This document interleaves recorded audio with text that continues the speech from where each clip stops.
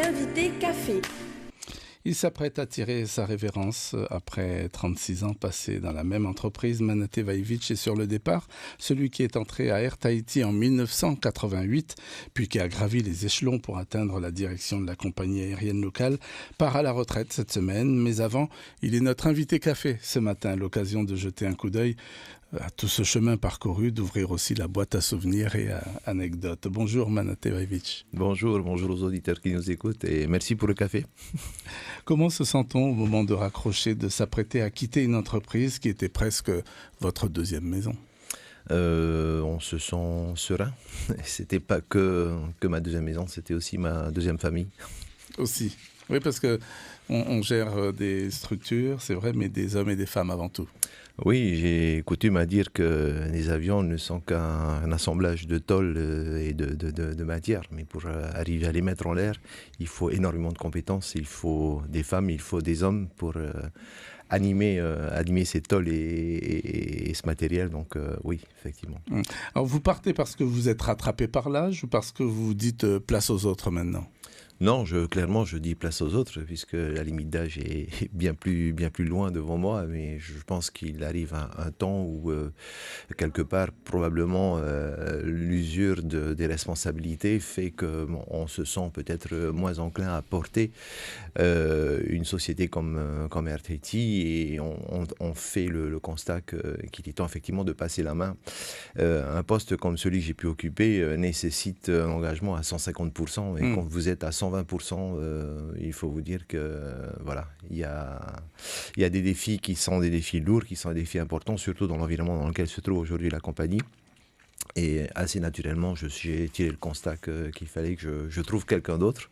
Bon, ça n'a pas été simple, il a fallu avec le conseil d'administration d'Air Tahiti véritablement faire des choix, opérer des choix. Et voilà. Ça y est, vous avez trouvé votre successeur ? Oui, on a trouvé notre successeur. Il s'appelle donc Édouard Vonfat. Je pense que c'est maintenant une information largement répandue, largement connue. Depuis 1988, que de chemin parcouru, de quoi êtes-vous le plus fier aujourd'hui ? Bien de ce que la compagnie est devenue. Je suis rentré dans cette société, il y avait 3 ATR, il y en a 12 aujourd'hui. Nous avons frôlé le 1 million de passagers transportés l'année dernière.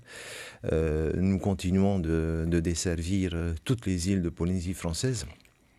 Et ça, c'est peut-être effectivement, on est là au cœur quelque part un petit peu de l'esprit d'Air Tahiti qui est voué à servir la population de Polynésie française et qui est un outil en fait de développement de ces îles qui sont nombreuses et de ces populations qui ont besoin d'avoir un vecteur aérien pour pouvoir vivre décemment dans les îles.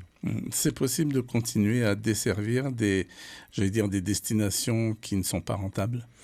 C'est possible de le faire, mais il a fallu pour cela, à un moment donné, pousser le pays à une sérieuse discussion sur ce sujet à l'heure. Ouais, un vrai bras de fer. Un vrai bras de fer, à l'heure où le pays prenait la décision d'introduire la concurrence dans le ciel polynésien. On sait tous que si la concurrence arrive, elle s'établit sur les lignes les plus rentables. Donc la question qui était posée au pays, c'est de savoir quid des destinations déficitaires. Et le pays a répondu en mettant en place une délégation de service public. Et donc, oui. Vous continuez à penser qu'il n'y a pas de place pour plus d'une compagnie ? Il suffit de voir les chiffres auxquels nous sommes arrivés à la fin de l'année dernière, de l'an dernier, avec 2 opérateurs qui ont donc exploité les lignes, je dirais, les plus rentables de Polynésie française, et avec à la clé pour les 2 opérateurs des déficits colossaux. Une baisse des tarifs évidemment, mais une baisse de tarifs qui finalement est financée par ces déficits et qui n'a pas stimulé le nombre de passagers qu'on aurait pu attendre. Cela tout simplement est dû au fait que le marché est exsangue. Nous sommes une population de 180 000 habitants, nous avons le nombre de touristes que nous connaissons. Et donc, vous pouvez baisser les tarifs, mais il arrive un moment où les gens ne voyagent pas pour le plaisir de voyager, pour le plaisir de monter dans l'avion. Donc, voilà. Et là, on est allé beaucoup trop loin dans ces baisses tarifaires qui sont artificielles et qui, encore une fois, résultent quelque part un petit peu de la prise en charge de ces baisses par des déficits massifs des 2 opérateurs. Vous pensez que les opérateurs, justement, qui concurrencent Air Tahiti, vont devoir se poser, rentrer au hangar ? Je pense que l'avenir nous le dira, mais d'une certaine façon, il est clair que la situation dans laquelle on se trouve ne pourra pas être poursuivie de manière indéterminée. Il va falloir à un moment donné qu'un réajustement s'opère, et ce réajustement, malheureusement, risque d'avoir un prix social. Alors, qu'est-ce que vous regrettez de ne pas avoir fait aboutir comme projet ? Ce que je regrette peut-être, c'est de ne pas avoir réussi à être allé jusqu'au bout de ce que j'avais en tête pour la compagnie, puisque moi, ce que je souhaitais, c'était effectivement asseoir véritablement celle-ci dans une situation qui soit acceptable pour d'abord les actionnaires, mais aussi pour les clients et aussi les employés de la compagnie, parce que quelque part un petit peu le rôle que j'occupe est un rôle de funambule d'une certaine façon, quoi. Il faut arriver d'une certaine façon à contenter tous les axes forts, la clientèle, le personnel, les actionnaires, le pays, et voilà, donc c'est trouver un équilibre au milieu de tout ça. Et ces projets que j'avais, qui ont été réalisés pour certains d'entre eux, ont été contrariés par l'arrivée du Covid. Ce petit virus. Ça a été un tournant. Ça a été un tournant. On n'a jamais pensé qu'un jour la compagnie s'arrêterait de fonctionner. Ça a été la décision probablement la plus dure que nous ayons dû prendre, que j'ai prise avec James Estol, le président du conseil d'administration de l'entreprise. Et nous avons pris cette décision de manière à protéger les populations des îles. Nous avons d'abord pris la décision de ramener les scolaires chez eux, les enfants qui étaient à Papeete. D'ailleurs, on a été un peu critiqués pour ça, mais nous l'avons fait. Nous pensions que ces enfants étaient plus à l'abri en rentrant chez eux dans les îles. Et ensuite, après avoir amené les touristes aussi vers Tahiti pour qu'ils puissent rentrer chez eux, nous avons décidé d'arrêter l'activité de la compagnie. Et ça a été particulièrement douloureux parce qu'on ne savait pas à cette époque-là où on allait, quoi, en fait. Vous aviez pris peur ? Peur, non. Parce que j'avais d'une certaine façon un petit peu confiance en la ressource, notamment la ressource humaine qui compose Air Tahiti, et je savais que je pouvais compter sur les employés pour tenir le cap malgré tout dans des situations, des circonstances vraiment délicates. Mon objectif à ce moment-là, un objectif complètement partagé par James Estol, le PCA, ça a été de préserver la ressource humaine, de préserver la compétence chez Air Tahiti, parce que nous avons fait le pari que l'activité allait reprendre, contrairement à d'autres compagnies aériennes qui ont massivement licencié, etc. Nous, on n'a pas mis en place de plan de licenciement, on s'est dit on va garder tout le personnel coûte que coûte. Dans quel état de santé financièrement parlant vous avez laissé la compagnie aujourd'hui ? Nous avons, à la demande du conseil d'administration, réalisé l'an dernier un audit de la compagnie, un audit qui a porté sur l'organisation, sur les finances, sur un certain nombre de sujets. Et cet audit a révélé que la compagnie était une compagnie saine. Elle était très peu endettée. Et voilà, donc, mis à part effectivement les accidents que nous avons rencontrés avec le Covid, puis ensuite après avec l'arrivée de la concurrence effrénée, telle que je vous l'ai décrite, la compagnie s'en sort avec donc des déficits cette année, mais continue d'avoir malgré tout financièrement saine.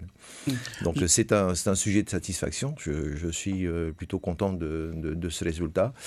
Disons que Air Tahiti, c'est une grosse structure, c'est le premier employeur privé du territoire, mais c'est une structure fragile qui dégage des marges bénéficiaires très faibles quand elle en dégage, parce que ça n'est pas évident tous les ans de boucler le budget et de le boucler de manière positive. Voilà, et malgré tout, nous avons pu consolider les acquis financiers d'Air Tahiti jusqu'à cette année, ce qui nous a permis de tenir pendant le Covid et ce qui nous permet de tenir encore face à la concurrence. Alors avec le gouvernement, il y a eu, on le disait tout à l'heure, un bras de fer. Lorsque vous avez notamment décidé de ne plus desservir une vingtaine de destinations, vous n'étiez plus en capacité d'assurer donc ces dessertes. Vous avez été mal compris par le gouvernement, ou alors il fallait nécessairement en arriver là, donc à ce bras de fer? Je pense que ce bras de fer était inévitable. Il fallait effectivement qu'à un moment donné, le gouvernement prenne en considération, se rende compte qualifie cette activité qu'Air Tahiti avait sur plus d'une vingtaine d'îles, sur 32 îles très précisément, sur 34 îles même, de service public. Il fallait que cette notion de service public, à un moment donné, émerge dans l'esprit des gens, qu'ils se rendent compte que, effectivement, Air Tahiti ne pouvait plus assumer son modèle de péréquation interne qui était à l'œuvre depuis des décennies, compte tenu du fait que le pays mettait en œuvre le principe de la liberté du ciel polynésien. Donc voilà, ce réajustement était à mon avis incontournable et nous avons accompagné ce réajustement en baissant les tarifs bien avant que la concurrence ne s'installe, en contrepartie de la contribution du pays, de la prise en charge par le pays des déficits sur un certain nombre de lignes. Le pays vous a finalement entendu. Le pays nous a finalement entendus. À nos risques et périls. Les conflits sociaux, vous en retenez quoi? Ils ont été utiles parfois pour répondre à de vieilles revendications? Oui, ils ont été utiles. Il faut dire que le principal conflit social auquel j'ai été confronté était celui de 2016. Et c'était un conflit social qui venait conclure en fait des négociations qui étaient en cours depuis plus de 5 ans sur la modernisation du pacte social de l'entreprise, de la convention collective. Donc il a fallu effectivement procéder à un certain nombre de réajustements. Ça a été des discussions âpres, difficiles, très dures, mais finalement nécessaires. Et aujourd'hui, je pense que personne ne remet en cause le résultat auquel nous sommes parvenus avec les partenaires sociaux. Vous ne regrettez rien? Non, je ne regrette rien. C'était un rapport de force qu'il fallait effectivement mener à un moment donné, à un moment précis de l'histoire de la compagnie, puisque la compagnie était sur un modèle qui était un peu à bout de souffle et qu'il fallait recadrer les choses. Ça a été une décision que moi je qualifie de courageuse parce que dénoncer une convention collective, il faut y aller, quoi. Face à des pilotes, face à des hôtesses, face à du personnel au sol, face à tous les syndicats représentatifs de Polynésie française. Donc ça a été un bras de fer éprouvant, mais on a tenu bon et on est arrivé aux objectifs qu'on s'était fixés. Il y a d'autres dessertes qui sont possibles aujourd'hui encore avec Air Tahiti? Absolument. Je crois en un modèle d'expansion de la compagnie vers d'autres horizons. Par exemple, quelle desserte? Eh bien, par exemple, le grand régional. Mais pour cela, il faut que l'on puisse introduire au sein d'Air Tahiti un module d'appareil plus grand que l'ATR, qui d'ailleurs répond à une évolution de la demande, notamment sur les îles Marquises, puisqu'aujourd'hui, nous mettons en place quasiment quotidiennement 2 vols d'ATR 72, ce qui correspond grosso modo à 120, 130 passagers transportés tous les jours. Et on se dit que si on pouvait avoir un module 220 ou 230 passagers, plutôt que de faire voler 2 avions, on en ferait voler qu'un, ce qui représenterait une économie, ce qui permettrait donc à ce moment-là des baisses de tarifs aussi sur les Marquises et qui améliorerait le confort, puisqu'on serait à moins de 3 heures des îles Marquises. Mais à côté de ça, ce même module pourrait permettre et devra à ce moment-là permettre aussi la desserte de certaines îles qui entourent la Polynésie française. Je ne parle pas des Cook parce que nous y allons déjà, mais je fais allusion à Hawaï par exemple, je fais allusion à l'île de Pâques sur laquelle nous n'avons plus de liaison actuellement. Je fais allusion aussi à des destinations comme la Nouvelle-Calédonie, peut-être probablement si on arrive à discuter avec Air Carlin par exemple. Voilà, il y a des perspectives d'évolution. Et nous avons un avion d'ailleurs qui correspondrait parfaitement à notre demande, s'il s'agit de l'A220.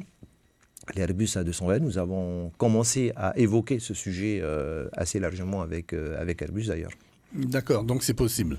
C'est largement possible. Maintenant, il faut que les pistes sur lesquelles l'A220 devra se poser soient adaptées. Alors, si c'était à refaire, Manate Vaivich, qu'est-ce que vous changeriez? Pas grand-chose. J'aurais préféré, tout au long de ma carrière, ne pas avoir à traiter les accidents. L'accident du twin otter d'Air Moorea a été une expérience pénible. Je pense qu'il ne faut pas éluder des sujets en mémoire aux victimes, mais aussi par égard vis-à-vis des familles. Je n'ai pas été directement en cause dans cet accident, mais j'ai dû représenter la personne morale d'Air Moorea. Et ça a été une expérience difficile, d'autant plus difficile que, d'abord, j'ai ressenti toute la douleur des familles, mais j'ai aussi ressenti, j'ai eu le sentiment d'une justice bâclée. Voilà.